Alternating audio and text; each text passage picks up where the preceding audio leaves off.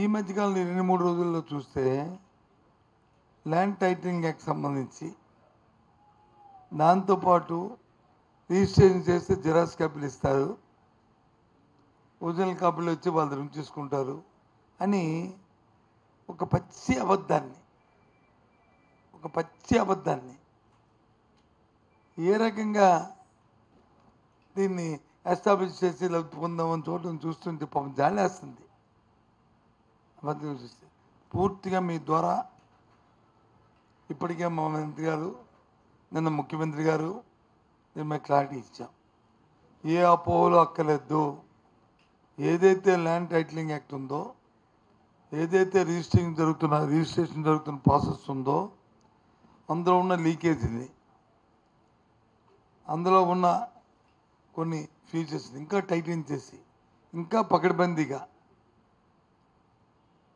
ఈ దేశంలోనే ఈ రాష్ట్రంలో భూ హక్కుదారులు ఉన్నారో వాళ్ళకి ప్రయోజనాలు చేకూర్చేటట్లు ఈ కార్యక్రమాన్ని రూపొందిస్తున్నాం. ఇవాళ ఇచ్చిన యాక్ట్ ప్రకారం ఆ యాక్ట్ని వచ్చి కోర్టులో కూడా దాని ఉంది. కోర్టు కూడా ప్రభుత్వం చెప్పింది దీన్ని ఇంకా బహిరంగ చేయాలి, పబ్లిక్ హియరింగ్ జరగాలి, జరిగిన తర్వాత తీసుకున్న తర్వాత అప్పుడు దాన్ని చేస్తామని. మీకు విషయం చెప్తాను. ఈ దేశ రాజకీయాల్లో జగన్మోహన్ రెడ్డి అనే వ్యక్తి ఒక యూనిక్గా ఒక ట్రెండ్ సెట్ చేస్తున్నాడు. ఆయన 5 సంవత్సరాలు చేసిన పరిపాలన, ఈ 5 సంవత్సరాల్లో 2019లో ఆయన ఇచ్చిన మేనిఫెస్టో, మళ్ళీ 24లో మళ్ళీ ఇచ్చిన మేనిఫెస్టో దేశ రాజకీయాలకు కొత్త రైట్ని తీసుకొచ్చింది. ఏదైతే అధికారంలో ఉన్న వాళ్ళు 100 పేజీలు, ఇది ఎవరిది? చంద్రబాబు నాయుడుది మేనిఫెస్టో 2014. ఎన్ని పేజీలు ఉన్నాయి చూడండి, ఎన్ని పేజీలు ఉన్నాయి?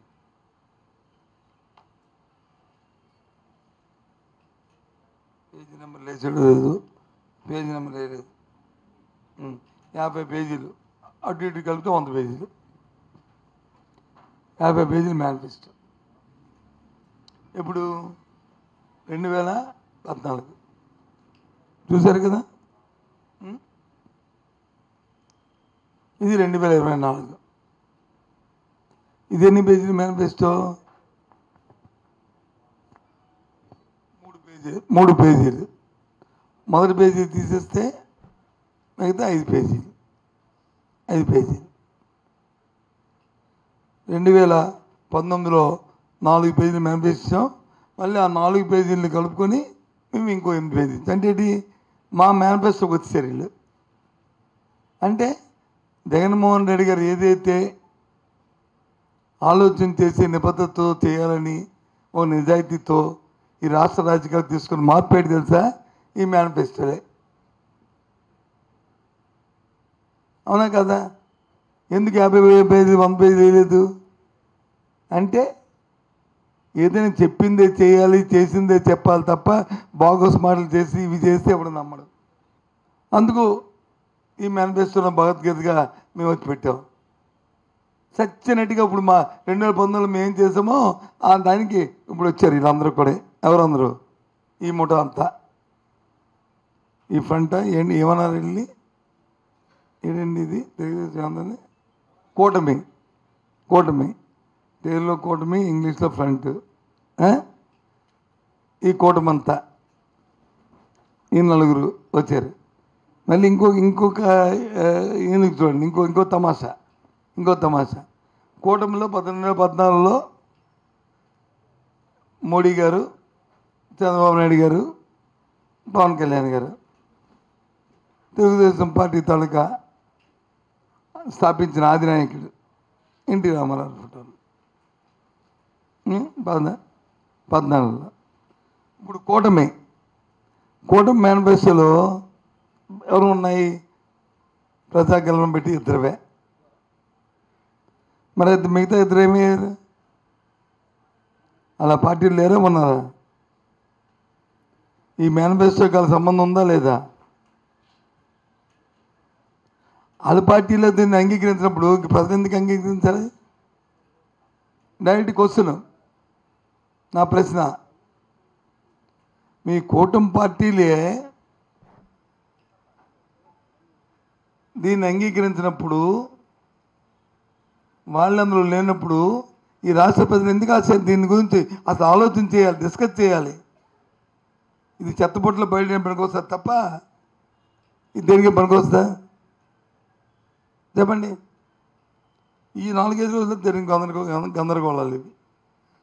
ఒకటి, ఏదైతే సమగ్ర భూ సర్వే జరుగుతూ తర్వాత వచ్చిన ల్యాండ్ టైటిలింగ్ యాక్ట్ ఏదైతే వస్తుందో, జాతీయ స్థాయిలో ఒక విధానం ఉంది.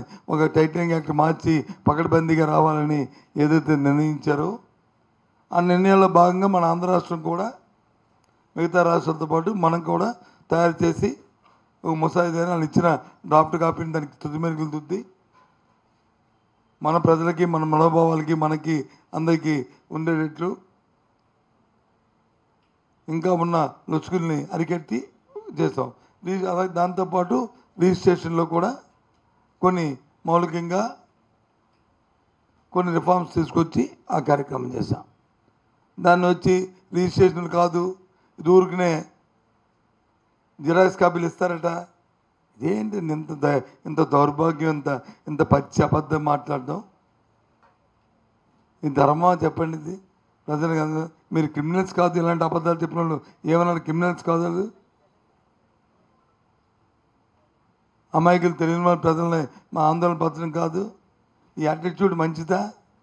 తెలుగుదేశం పార్టీకి కానీ, లేకపోతే దాన్ని ఒత్తాసపడుతున్న పార్టీలకు కానీ, లేదు అంటే ఈనాడు పత్రిక కానీ, లేదా ఆంధ్రజ్యోతి పత్రిక కానీ, వాటి ఒత్తాసపడుతున్న ఈ టీవీలకు కానీ ఇది ధర్మా? ఇది చా ఎంత బతుకు ఇండియా సౌలకి అయిపోయింది పాపం రామోజీరావు బతుకు.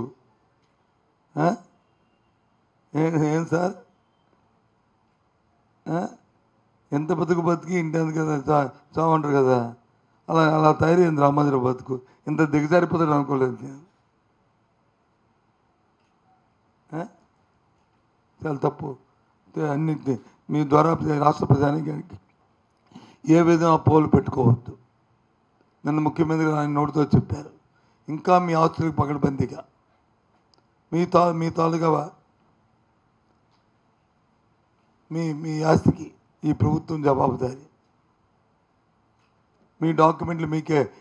Common sense point.